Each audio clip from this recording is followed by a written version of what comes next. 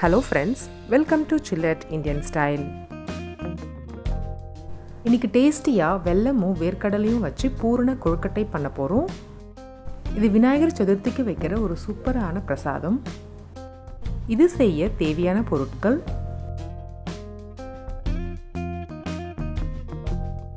பச்சரிசி 1/2 கிலோ, வறுத்த வேர்க்கடலை 1 கப், வெல்லம் 3/4 கப், ஏலக்காய் பொடி 1/2 ஸ்பூன், உப்பு 1 சிட்டிகை. இந்த கொழுக்கட்டை மாவு ரெடிமேடாகவும் நம்ம வாங்கி யூஸ் பண்ணலாம். இன்றைக்கி நம்ம வீட்லேயே மாவு ரெடி பண்ண போகிறோம். முதல்ல பச்சரிசியை 2-3 டைம் நல்லா கழுவி எடுத்துக்கோங்க.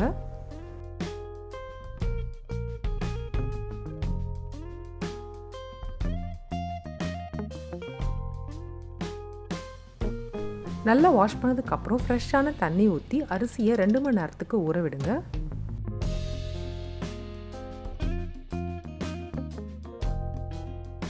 ரெண்டு மணி நேரத்துக்கு அப்புறம் அரிசி நல்லா ஊறியிருக்கும். தண்ணியை வடிகட்டிட்டு ஒரு சுத்தமான காட்டன் துணியில் அரிசியை காய விடுங்க.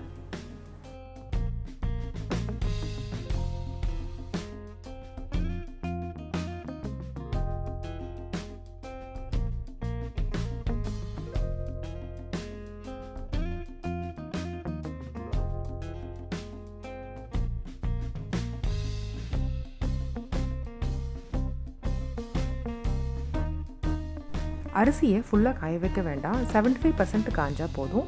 ஒரு பவுலுக்கு மாற்றிக்கலாம்.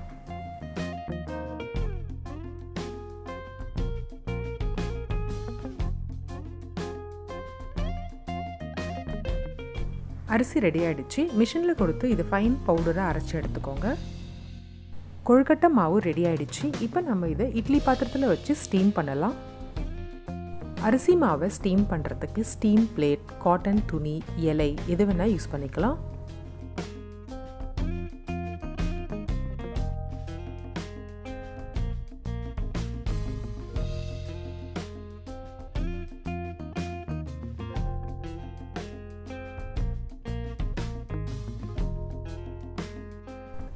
மாவெல்லாம் சேர்த்ததுக்கப்புறம் மூடி வச்சு 10 நிமிஷம் வேக விடுங்க.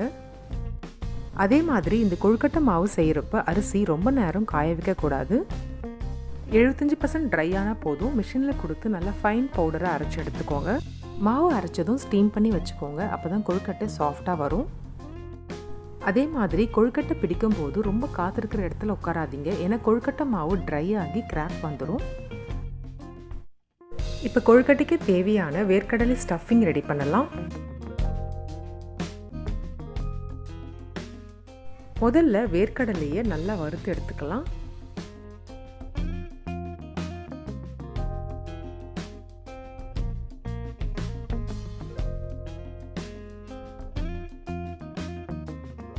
நல்லா ரோஸ்ட் ஆயிடுச்சு. ஒரு பிளேட்க்கு மாற்றிக்கலாம்.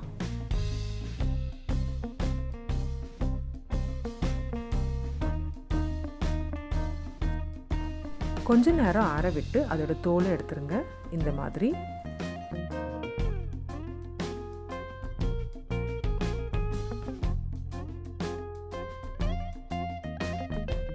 வேர்க்கடலையை மிக்சர் ஜாருக்கு மாற்றி நல்லா பொடி பண்ணி எடுத்துக்கோங்க.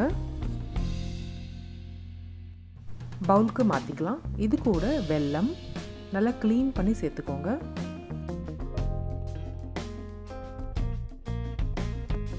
½ ஸ்பூன் ஏலக்காய் பொடி எல்லாம் சேர்த்து நல்லா கலந்துக்கோங்க.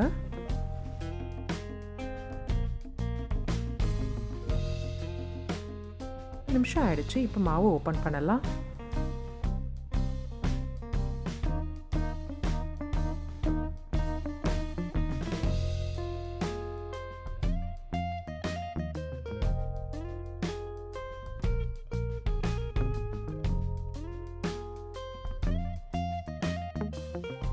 அரிசி மாவு நல்லா சாஃப்டாக வெந்திருக்கு.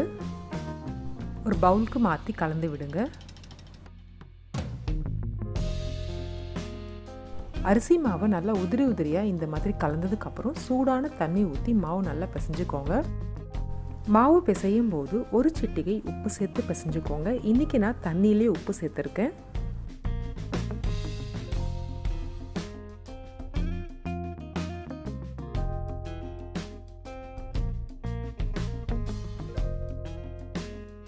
இந்த அளவுக்கு சாஃப்டாக பிசைஞ்சா போதும். மாவு ரெடி ஆயிடுச்சு. வேர்க்கடலை ஸ்டஃபிங் ரெடி ஆயிடுச்சு. இப்போ கொழுக்கட்டை பண்ணலாம்.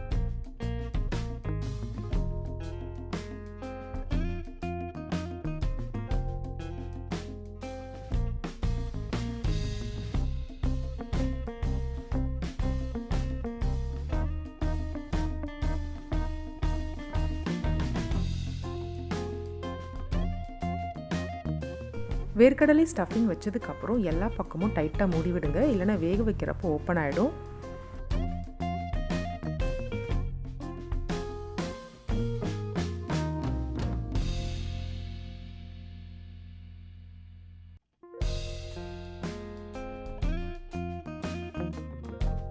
இந்த கொழுக்கட்டையை உங்களுக்கு ஈஸியாக வர ஷேப்பில், உங்களுக்கு பிடிச்ச ஷேப்பில் நீங்கள் பண்ணிக்கலாம். இதுக்கு ரெடிமேடாக மோல்டும் விற்குது, நீங்கள் அதையும் வாங்கி யூஸ் பண்ணிக்கலாம்.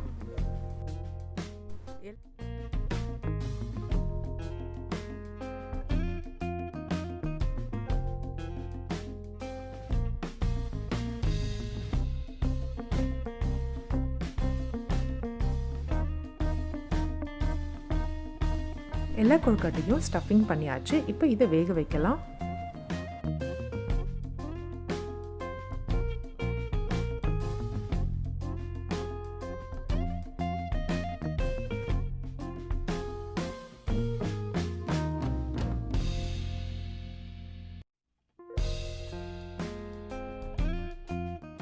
மூடி வச்சு 15 நிமிஷம் கொழுக்கட்டையை வேக விடுங்க.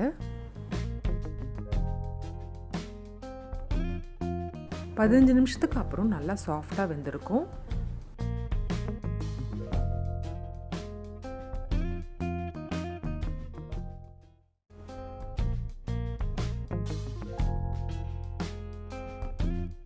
அவ்வளோதான், சூப்பராக டேஸ்டியாக வேர்க்கடலையும் வெல்லமும் வச்ச பூரண கொழுக்கட்டை ரெடி ஆயிடுச்சு. சூடாக சர்வ் பண்ணுங்கள்.